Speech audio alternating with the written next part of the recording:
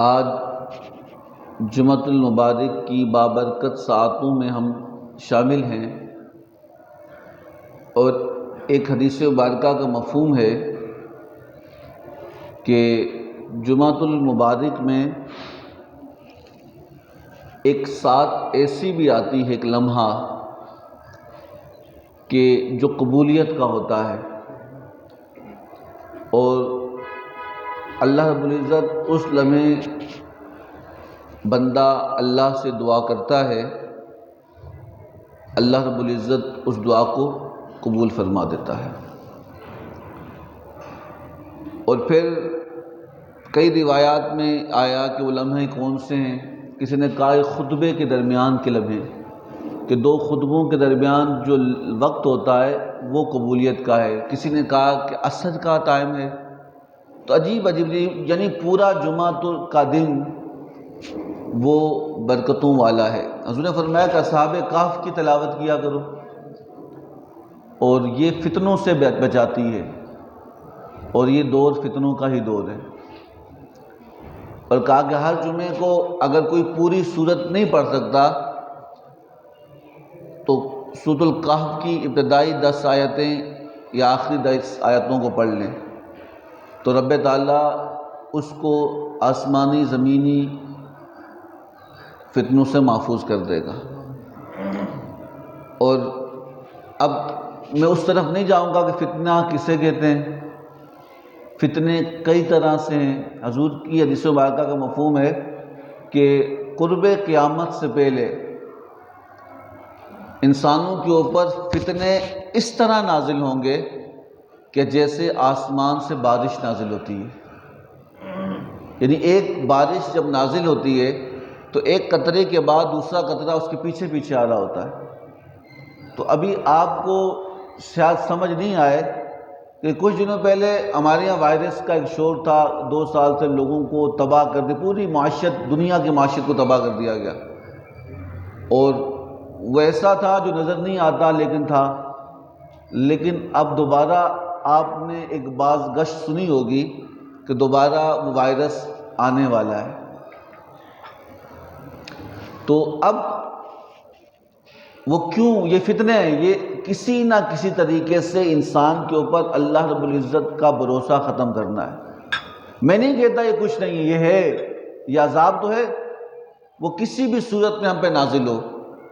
تو میں دوبارہ کہہ رہا ہوں کہ حضور نے فرمایا کہ جو شخص چاہتا ہے وہ فتنوں سے بچ جائے تو ہر جمعے کے دن وہ سورۃ الکہف کی تلاوت ضرور کر لے، کہ لوگ فتنوں میں ہوں گے، اللہ کی امان میں وہ ہوگا حضور کے فرمان کے مطابق۔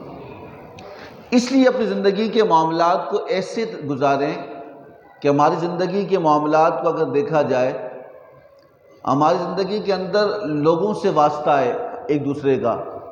اگر ہم لوگوں سے واسطہ ختم کر لیں تو ہماری زندگی چلنا دشوار ہو جائے گی۔ لیکن کچھ لوگ ایسے ہوتے ہیں جو بڑے بڑے منصب، مقام اور مرتبہ پانے کے باوجود بھی اپنے آپ کو نہیں بھولتے۔ ہماری دنیا کے بڑے معاملات ہیں کہ انسان کسی بھی جگہ پہ پہنچ جائے وہ اپنی اصل کو بھول جاتا ہے۔ ہماری اصل کیا ہے؟ ہم نہیں تھے، ہمیں پتہ ہی نہیں تھا، ایک وقت ہوگا ہم نہیں ہوں گے، کسی کو پتہ نہیں ہوگا۔ میں اکثر یہ جملہ بھی کہتا ہوں کہ آج سے 100 سال پہلے کون تھا آپ میں سے کوئی نہیں جانتا، اور آج کے 100 سال بعد کون ہوگا ہم میں سے کوئی نہیں جانتا۔ کہ انسان اس حقیقت سے اپنے آپ کو دیکھے کہ ہماری زندگی کے کچھ لمحے، صوفیہ کیا کہتے ہیں کہ انسان کی زندگی اتنی سی ہے۔ وہ مثال کیا دیتے ہیں؟ مثال آپ نے فرمایا کہ انسان جب تو پیدا ہوتا ہے تو تیرے گھر والے تیرے کان میں اذان دیتے ہیں اور دوسرے کان میں اقامت پڑھتے ہیں، ایسا ہی ہوتا ہے۔ کوئی بچہ پیدا ہو تو سیدھے کان میں اذان دی جاتی ہے اور الٹے کان میں اقامت پڑھی جاتی ہے۔ میں آپ سے پوچھتا ہوں، آپ نماز پڑھتے ہیں نا؟ جب آپ نماز پڑھتے ہیں، اذان سے نماز تک کا وقفہ کتنا ہے اور اقامت سے نماز تک کا وقفہ کتنا ہے؟ یعنی جیسے ہی اقامت ہوگی نماز کیا ہو جائے گی؟ کھڑی ہو جائے گی۔ سمجھا یہ بات کی؟ تو صوفیہ فرماتے ہیں کہ انسان کس بات پر تو اتنا وہ کرتا ہے کہ دنیا کے معاملات کو انسان گزارے لیکن اپنی حقیقت سے غافل نہ ہو۔ جو شخص اپنے آپ سے ہم دنیا کے معاملہ وہ کام بھی کرنا ہے، وہ کام بھی کرنا ہے، وہ کام بھی کرنا ہے، سب کام کرنے ہیں، لیکن کون کرے گا؟ ہاں میں نے کرنا ہے، لیکن تجھے امید ہے کہ اس وقت تک مہلت ہوگی؟ بھائی سارے کام ضرور کریں لیکن اپنی اصل کو ہم نہ بھولیں، اپنی حقیقت سے غافل نہ ہوں۔ جو امام جنید بغدادی رحمہ فرماتے ہیں انسان تو دنیا میں ہو اچھی بات ہے، اللہ نے بھیجا ہے، لیکن دنیا تجھ کے اندر نہ سما جائے۔ دنیا کے اندر کہا کیسے؟ آپ فرمایا کہ جب تک کشتی سمندر میں رہتی ہے تو وہ منزل پر ضرور پہنچتی ہے، اور جو اس پہ سوار ہوتا ہے وہ بھی منزل پر پہنچ جاتا ہے۔ اور جب سمندر کشتی میں آتا ہے نہ سوار رہتا ہے اور نہ کشتی رہتی ہے، نہ اس پہ سوار ہونے والا رہتا ہے اور نہ ہی وہ کشتی کا وجود رہتا ہے، سمندر اسے غرق کر دیتا ہے، ختم کر لیتا ہے۔ صوفیہ فرماتے ہیں کہ اسی طرح انسان تو دنیا میں رہے لیکن دنیا تجھ میں نہ رہے۔ اس لیے اللہ سے دعا کریں کہ اللہ تعالیٰ ہماری زندگی کو آسان کر دے۔ میں بات کر رہا تھا کہ انسان اپنے آپ کو جب بھولتا نہیں ہے تو پھر وہ غافل نہیں ہوتا۔ حضرت ابوبکر صدیق رضی اللہ تعالیٰ عنہ کے بارے میں روایت میں آتا ہے کہ آپ کے دنیا سے پردہ فرمانے کے بعد جب ساری ذمہ داریاں خلافت کی، کہ جب فاروق اعظم رضی اللہ تعالیٰ عنہ کے کندھے پہ آئی تو آپ نے ان کی روٹین دیکھی تھی کہ فجر کے بعد آپ کہیں جاتے اور پھر وہ کچھ لمحے گزارنے کے بعد واپس لوٹ آتے، آپ کا معمول تھا۔ ایک دن آپ ان کے پیچھے گئے آپ کے انتقال سے پہلے، تو جب آپ ان کے پیچھے گئے تو آپ دیکھا کہ صدیق اکبر خلیفہ ہیں، ایک قسم کے بادشاہ ہیں، لیکن دیکھیں ان کا مقام اور مرتبہ کہ روایات میں یہاں پر بھی آیا 1,24,000 انبیاء میں سب سے بڑا مرتبہ ہمارے نبی کا ہے، سمجھا رہی؟ اور 1,24,000 انبیاء میں جتنے بھی صحابی آئے، نبیوں کے حواری ساتھی آئے، ان سارے ساتھیوں میں سب سے بڑا مرتبہ صدیق اکبر کا ہے۔ یعنی اللہ نے یہ مقام انہیں عطا کیا۔ حضور نے فرمایا کہ جب دیکھیں کہ آپ کا معمول تھا صبح فجر کی نماز پڑھی، فجر کی نماز کے بعد آپ نکل جاتے، کچھ دور نکلتے، مدینہ کے شہر سے باہر نکلتے، وہاں ایک جھونپڑی ہوتی، وہاں جاتے، فاروق اعظم نوٹ کرتے رہے، دیکھا کون ہے۔ تو جب آپ واپس پلٹے، آپ اس گھر میں داخل ہوئے، آپ نے دیکھا کہ ایک نابینا، آپ چھپ کے دیکھ رہے تھے، آپ نے دیکھا ایک شخص ہے اور وہ نابینا ہے، اس کی آنکھیں نہیں ہیں۔ فاروق اعظم نے حضرت صدیق اکبر رضی اللہ تعالیٰ عنہ نے اس کے گھر کا جھاڑو لگایا، گھر صاف کیا، مٹکوں اور مشکیزوں میں پانی بھرا، اور پھر اس کے ناشتہ بنایا، اپنے ہاتھوں سے پکا کر اس کو کھلایا، اور جب وہ کھا چکا تو پھر آپ رخصت ہو کے واپس اپنے گھر پہ آئے۔ آپ فاروق اعظم فرماتے میں رو پڑا، اتنا بڑا مرتبہ اور یہ عمل انسانیت اپنی رایا کے ساتھ کہ آپ کے دنیا سے پردہ فرمانے کے بعد فاروق اعظم نے اسی روٹین کو رکھا، جتنی ذمہ داریاں تھیں آپ نے اسی گھر میں گئے، اس بوڑھے کا گھر کا صاف کیا اور روٹی پکائی اور کھانا پکا کر جب لقمہ، آنکھیں نہیں اس کی، اس شخص کی آنکھیں نہیں ہیں، جب لقمہ ڈالا نا اس کے منہ میں تو اس کی زبان سے بے اختیار نکلا کہ صدیق اکبر کہاں ہیں؟ بھائی وہ دیکھ نہیں سکتا، کہ لگتا ہے کہ اب صدیق نہیں رہے۔ تو عمر فاروق نے کہا کہ اے بابا تجھے کیسے پتا وہ نہیں رہے؟ کہا یہ پہلا لقمہ مجھے بتاتا ہے، میرے دانت نہیں ہیں۔ صدیق اکبر جب میرے منہ میں لقمہ ڈالتے تو پہلے اپنے منہ میں چبا کے میرے منہ میں ڈالا کرتے تھے، یہ مقام تھا ان کا۔ رب تعالیٰ نے ان کو پھر آج زندگی کے معاملات کو دیکھیں، اور آج ہم اپنے آپ کو بھی دیکھیں، ہمارے ہاں ہماری کوئی مصروفیت نہیں ہے، کوئی، ہم جسے مصروفیت کہتے ہیں کوئی مصروفیت نہیں، یہ خود ساختہ مصروفیت، ہم کہتے ہیں ہمارے پاس ٹائم نہیں ہے۔ جو یہ شخص یہ کہہ رہا ہوتا ہے نا میرے پاس ٹائم نہیں ہے رب کے لیے، تو خدا نہ خواستہ اللہ نہ کرے اس کی ٹانگ ٹوٹ جائے، ڈاکٹر کہتے ہیں 6 مہینے تک پلسٹر لگے گا تو اٹھ نہیں سکے گا، بتاؤ وہ کیا کرے گا؟ بتاؤ کیا کرے گا؟ اس سے پوچھو نا کیا کرے گا؟ تیری ٹانگ ہی چلنے کی قابل، تیری مصروفیت ایک جگہ بیٹھ جائے گی۔ تو اس لیے صوفیہ فرماتے ہیں کہ اس طرح نہیں بولنا کہ بھائی میں بہت مصروف ہوں، اللہ مصروفیت بھی رکھتا ہے تو پھر فارغ بھی اللہ ہی کرتا ہے، اللہ بلندیاں بھی دیتا ہے تو پھر ذلت بھی رب ہی دیتا ہے، سمجھا نہیں بات کی؟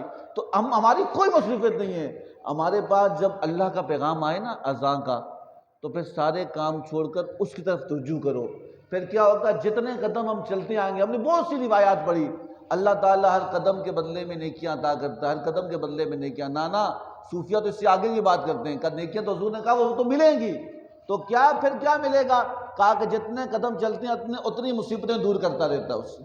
ڈسٹینس ہوتا ہے نا، فاصلہ، کہ ایک بندے کے قریب ایک بندہ 10 فٹ ہے اور ایک بندہ 100 فٹ ہے، قریب 10 فٹ والا ہے نا، تو رب تعالیٰ جتنی وہ نماز پڑھنے گھر سے آتا رہے گا، اللہ اتنی مصیبتیں دور کرتا رہے گا اس سے۔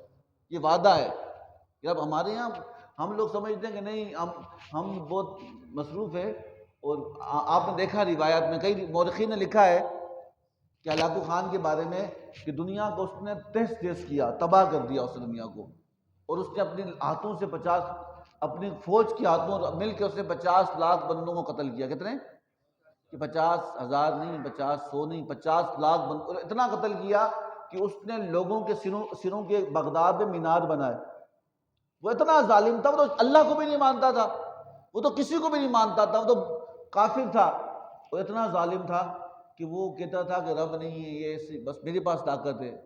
اور میں نے شاید کئی سال، کئی مہینے، کل ہفتے پہلے بھی کہا تھا، وہ ہلاکو خان نے جو بغداد کو تہس تہس کیا، مسلمانوں کی اعمال کی وجہ سے اللہ نے وہ عذاب بھیجا تھا۔ اللہ رحم کرتا ہے، لیکن جب بندہ بگڑ جاتا ہے نا، اپنی ہٹ درمی میں آتا ہے، تو رب تعالیٰ نے عذاب کی صورت میں ہلاکو خان کو مسلط کیا، اور پھر 50 لاکھ لوگ قتل ہوئے، ان کے سروں کے مینار بنائے گئے، ان کے خون سے دریا کا پانی سرخ ہوا۔ یہ عذاب تھا۔ تو آپ کیا سمجھتے ہیں کہ عذاب خالی قتل ہونا ہی ہے؟ اللہ کہتا ہے کہ میں اس کی زندگی کو تنگ کر دیتا ہوں، کبھی کس معاملے میں پھنس جاتا ہے، کبھی کس معاملے میں پھنس جاتا ہے، کبھی کس معاملے میں پھنس جاتا ہے۔ تو کہا کہ ہلاکو خان بھی بڑا ظالم تھا، اس کا دل آتا اسے مارتا اور دل آتا اسے چھوڑ لیتا، کوئی پوچھنے والا نہیں تھا، ظالم تھا۔ اور روایت میں آتا ہے کہ ایک دن وہ بازار سے گزر رہا تھا۔ کہاں سے؟ بازار سے گزر رہا تھا، تو اس نے دیکھا کہ مسلمان بہت سارے بازار میں پھر، اس نے کہا ابھی تک اتنے مسلمان موجود ہیں، ان سب کو لائن میں لگا دو۔ اور پھر سب کو اس بازار کے اندر، مرد، عورتیں، بچے، سب لائن میں لگ گئے سب، اور کہا کہ اب اپنے فوجیوں کا لائن سے پہلی سب کو شروع کرو اور آخر تک اس کو قتل کر لو۔ وہ تلواریں لیتے اور قتل کرنا شروع کرتے۔ تو پہلی صف کے آخر میں ایک بابا تھا، بزرگ تھے، وہ کھڑے تھے۔ تو جب ہلاکو خان دیکھ رہا ہے بندے قتل ہو رہے ہیں، اسے ایک سکون ملتا ہے اس کی، اور وہ خوش ہو رہا ہے کہ دیکھو کہ میرا حکم ہے کہ میں لوگوں کو مار رہا ہوں۔ قتل ہوتے ہوتے ہوتے ہوتے جب کونے میں پہنچا نا، تو بابے نے کیا کیا، چپکے کے ساتھ پیچھے ہو گیا، پیچھے والی لائن میں، لمبی لائنیں تھی۔ ہلاکو خان اس بابے کو دیکھ رہا ہے کتنا پیچھے ہوگا، تیری تو ہے لائن ہے۔ پھر کہا دوسری لائن کو قتل کرو، دوسری لائن قتل ہوتے ہوتے ہوتے ہوتے ہوتے آخر میں پہنچا نا، وہ بابا پھر تیسری لائن میں ہو گیا، اس نے اب بچ جاؤں گا۔ پھر اس نے کہا تیسری لائن قتل کرو، وہ تیسری لائن قتل ہوتے ہوتے ہوتے جب اس بابے کے پاس پہنچے نا، تو ہلاکو خان نے کہا اس کو، بابے کو میں خود ماروں گا۔ کیا کہا میں خود ماروں گا، تم نہیں مارنا اس کو۔ اس نے پوچھا کہ اے شخص، میں تجھے دیکھ رہا ہوں، تو پہلی لائن سے دوسری میں گیا شاید میں بچ جاؤں، دوسری سے تیسری میں گیا شاید میں بچ جاؤں، لیکن اب تو نہیں بچ سکتا میرے ہاتھ سے، بتا تجھے کون بچائے گا؟ کیا کہا؟ بولے نا، تجھے کون بچائے گا؟ تو بابا بھی بابا تھا، وہ درویش صفت انسان، پیغام تھا لوگوں کے لیے۔ اس نے کہا کہ اے ہلاکو خان، مارنے والا تو نہیں، مارنے والا وہ ہے، یہ رب کا حکم تھا، یہ سارے مریں، لیکن اگر رب چاہتا ہے کہ میں بچ جاؤں تو مجھے مار نہیں سکتا۔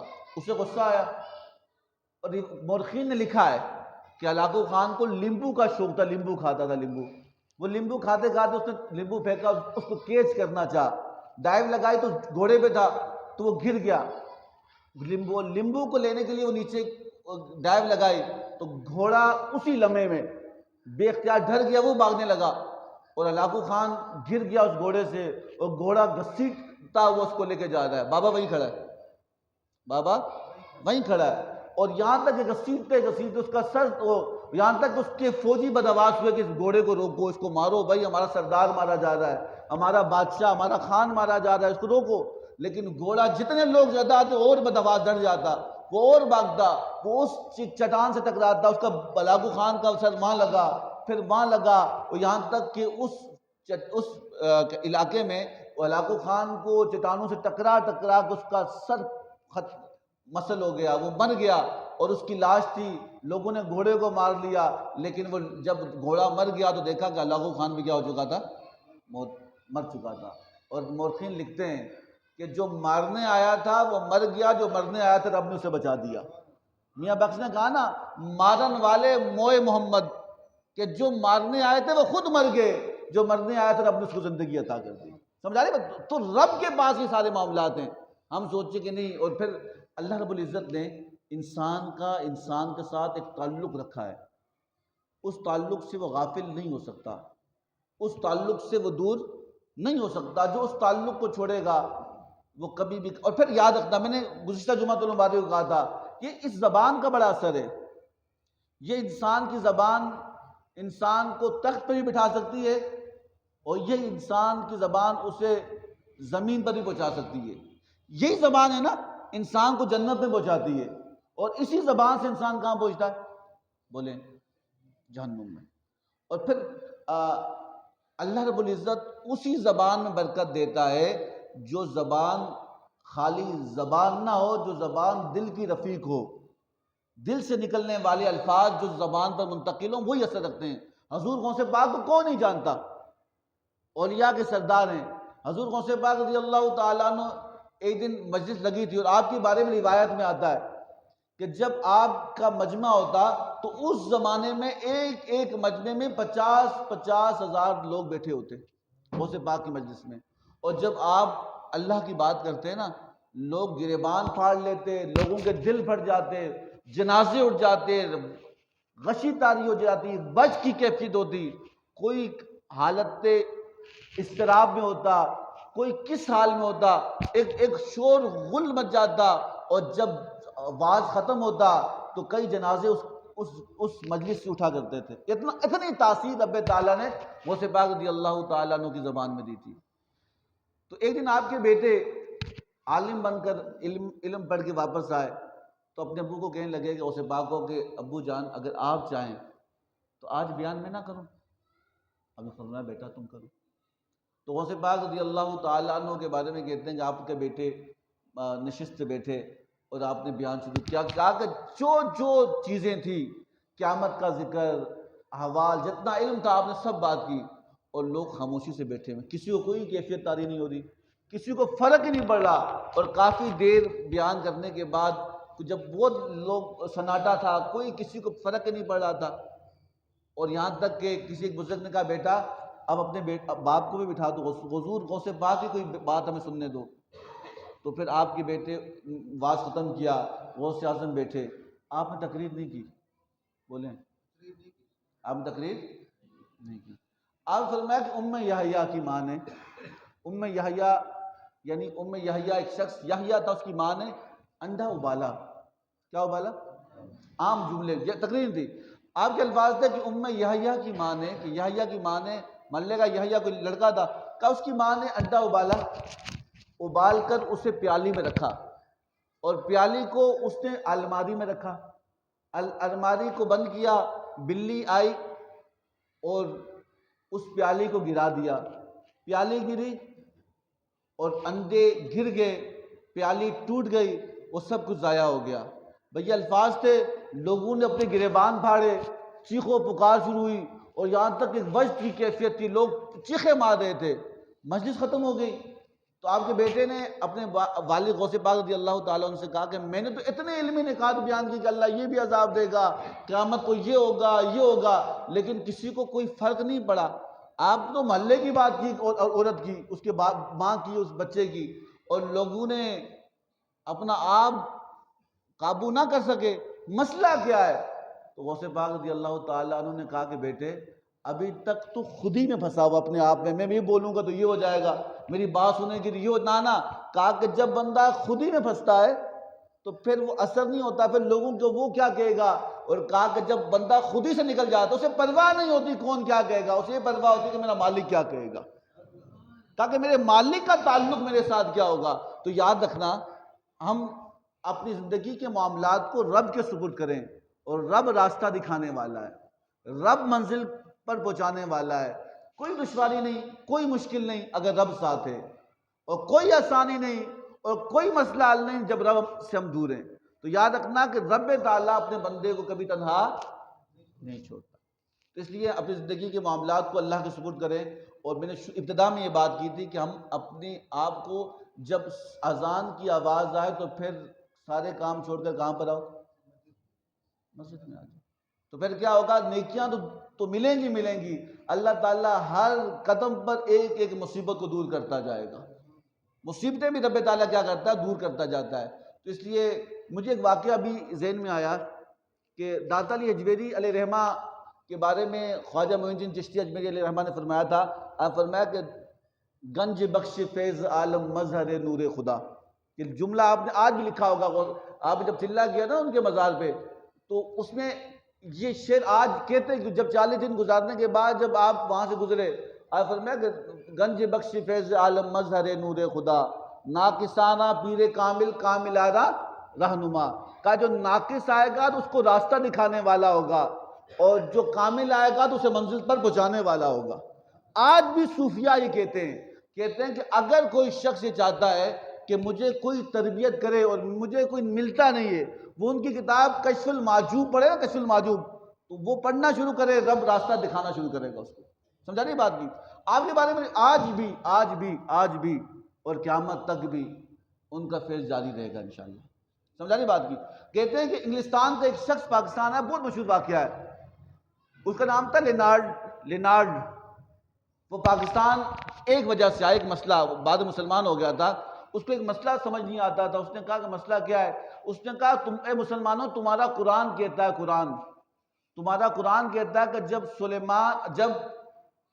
سلیمان علیہ السلام بیٹھے تھے تو آپ نے اس وقت کہا تھا کہ کون ہے جو ملکہ بلقیس کا تخت اس کے آنے سے پہلے میرے پاس لے کر آئے گا. یہ قرآن کا واقعہ ہے, اور قرآن ہی کہتا ہے کہ جب ایک جن نے کہا کہ اے اللہ کے نبی میں لے کے آتا ہوں, اتنی دیر میں, جو 6 مہینے کی مسافت پر ٹنوں منوں وزنی محل تھا, اور پھر کئی خادموں کے درمیان اسے سیو کیا ہوا تھا, تو ایک جن نے کہا کہ میں لاؤں گا, لیکن شرط یہ کہ مجلس ختم ہونے سے پہلے آپ بیٹھے کھڑے نہیں ہوں گے تو محل آ جائے گا. تو آپ نے فرمایا کہ نہیں مجھے اس سے پہلے چاہیے. تو پھر آپ کے ایک وزیر تھا, قرآن کہتا ہے اس کا نام آصف برقیہ تھا. کیا نام تھا؟ بولیں, میں گزشتہ جمعے کو کہا تقریر نہیں کرتا, پیغام دیتا ہوں میں. کیا نام تھا؟ آصف برقیہ. اور اس نے کہا کہ اے اللہ کے نبی, تخت میں لاؤں گا جو 6 مہینے کی مسافت پر ہے. کتنے؟ جو 6 مہینے کی مسافت پر ہے وہ تخت میں لاؤں گا. لیکن آپ نے فرمایا تو کتنی دیر میں؟ جن نے کہا تھا کہ میں مجلس سے ختم ہونے سے پہلے لے آؤں گا. تو آصف برقیہ نے کہا کہ میں لے آؤں گا اتنی دیر میں کہ آنکھ جھپکنے سے پہلے, آنکھ بند نہیں ہوگی, آنکھ بند ہونے سے پہلے کھلے گی, تخت آپ کے ساتھ موجود ہوگا. اور پھر ایسا کیا, اس نے ایسا کیا کہ حضرت سلیمان نے کہا لے آ. تو ابھی جب یہ کہا لے آؤ, بس آنکھ بند ہوئی, بند ہونے, آنکھ جھپکنا کتنا ہوتا ہے؟ یہ سیکنڈ سے بھی کم تعداد میں انسان جا کے جھپکتی ہے. کہ سیکنڈ سے کم تعداد میں جب آنکھ جھپکی تو محل ان کے سامنے تھا. اس نے کہا کہ میں, جو انگریز ہے وہ ریسرچ کرتا ہے, اور ہمارے یہاں لوگ الزام لگاتے ہیں. میں نہیں مانتا بھائی, ختم بات. انگریز اسلام قبول کرے گا, وہ سوچے گا, کسی نے مسواک پہ تحقیق کی, کسی نے اس پہ, وہ مسلمان ہو گیا. اس نے کہا کہ میں, لیکن میرا ایک بات سمجھ نہیں آتی, تو آنکھ جھپکنے سے پہلے کیسے آئے؟ اگر بائی ایئر لایا جائے تو اتنا, اس نے ایک فگر رکھی کہ اتنے ٹائم میں, اگر جہاز سے لایا جائے اتنا ٹائم لگتا ہے, بائی روڈ لایا جائے اتنا وقت لگتا ہے, بائی ٹرین لایا جائے اتنا وقت لگتا ہے, ہائی بلڈ پروف جو بلڈ ٹرین چلتی ہے جو بجلی کی, اس پر لایا جائے اتنا ٹائم لگتا ہے. یہ پلنگ جھپکنے والا مجھے بات سمجھ میں کیسے ہو سکتا ہے؟ تو وہ سب سے پوچھتا رہا, لیکن جواب نہ ملا. وہ مسلمان تو ہو گیا تھا, لیکن وہ انگریزوں سے جو مسلمان تھے ان سے پوچھا, لیکن انہوں نے کہا یار یہ بات تو ہے. کسی نے کہا کرامت ہوتی ہے, کرامت. اب وہ نیا مسلمان سے کیا بولا کرامت کیا ہے؟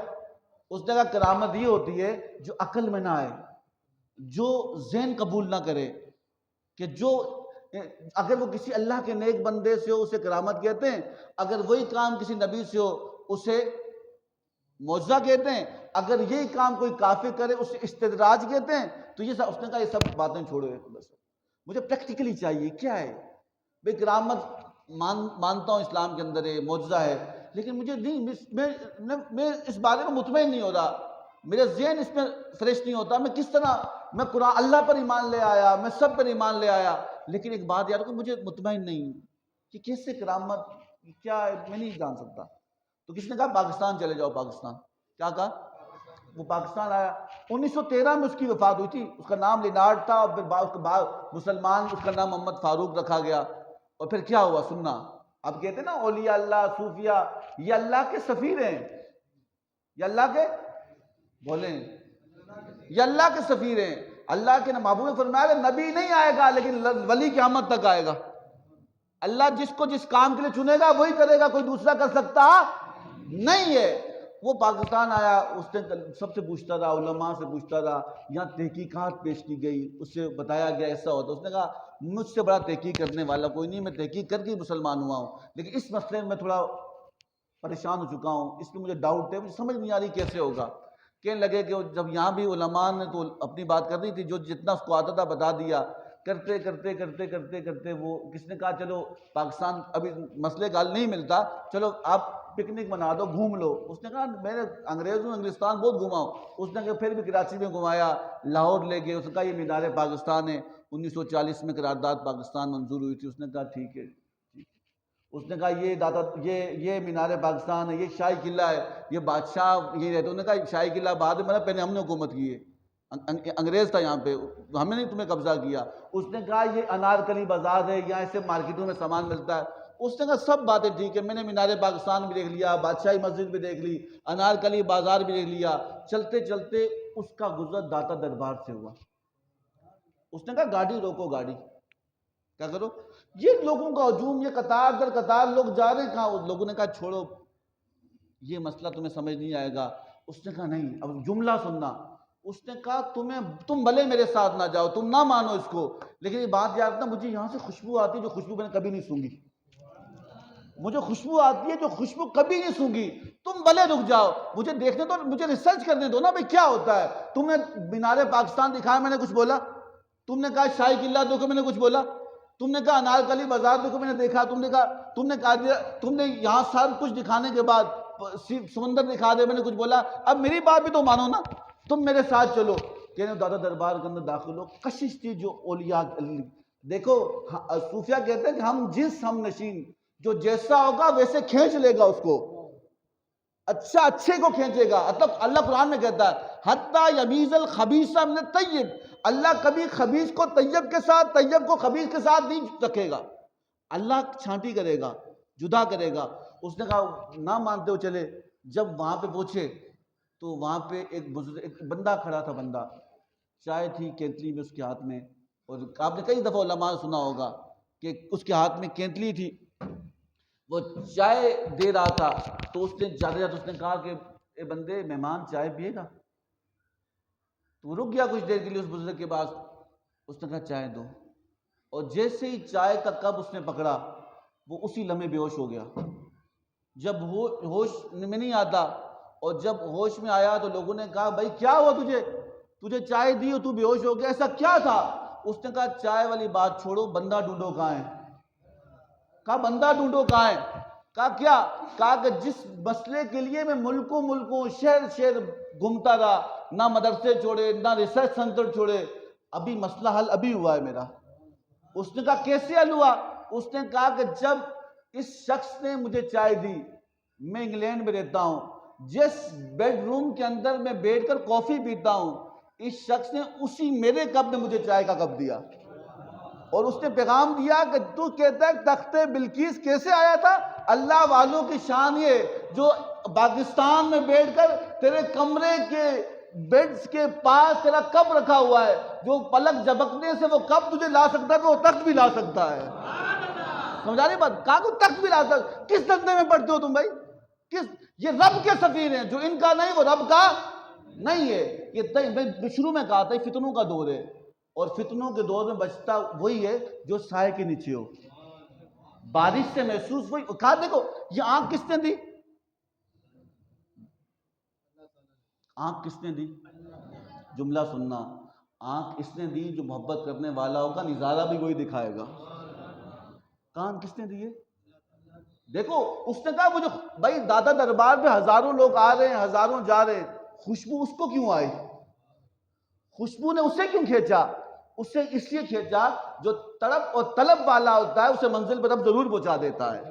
کسی شاعر نے کہا تو کٹ ہی جائیں گے ایام میری تشنہ لبی کے، کٹ ہی جائیں گے ایام میری تشنہ لبی کے، میں خانہ سلامت رہے برسات بھی ہوگی۔ کہا جب سنگت ہوگی تو پھر بارش بھی ہوگی، انتظار کرنا، تم طلب زندہ رکھو، رب منزل پہ ضرور پہنچائے گا۔ تو اس لیے میں آخری جملہ کے بعد ختم کروں گا، لوگوں کی باتوں میں نہیں چلنا۔ لوگوں کی باتوں، لوگ کہتے ہیں یہ کیا کر سکتے ہیں، یہ کیا کر سکتے ہیں، یہ کیا کر سکتے ہیں۔ کہا کہ یہ کچھ نہیں کر سکتے، جس کی یہ نوکر ہے وہ سب کچھ کر سکتا ہے۔ سمجھا رہی بات کی؟ تو اس لیے ان سے دشمنی لے کر اپنا آپ خراب نہ کرو، نہ خدا ملا نہ وصال صنم، نہ ادھر کے رہے نہ ادھر کے رہے، تم سجدہ کرتے رہو، رب منزل پہ ضرور پہنچائے گا۔ بس یہ دعا ہے کہ اللہ تعالیٰ کہ کسی شاعر نے کہا نا کٹ جائیں گے ایام میری تشنہ لبی کے، یہ جملہ میں پڑھتا رہا بار بار، میں نے کہا کیا ہے، دل کو ایک سرور، کہا کٹ ہی جائیں گے ایام تشنہ لبی، کہتے ہیں طلب کرنے والی پیاس، کہا جو پیاسا ہو نا پیاس، کہا کہ وہ انتظار کرے، کہا کہ وہ سوکھے موسم میں بھی انتظار کرے۔ کسی نے کہا کٹ ہی جائیں گے ایام میری تشنہ لبی کے، میں خانہ سلامت رہے برسات بھی ہوگی انشاءاللہ۔ سمجھا رہی بات؟ اللہ سے دعا کریں کہ اللہ تعالیٰ ہم سب کو آپس میں اتفاق، اتحاد، محبت نصیب فرمائے، حضور کی غلامی نصیب فرمائے، ہم سب پر اپنا کرم، رحم اور فضل نازل فرمائے، اور جو کچھ سنا اس پر عمل کرنے کی توفیق عطا فرمائے۔ وما علینا الا البلاغ۔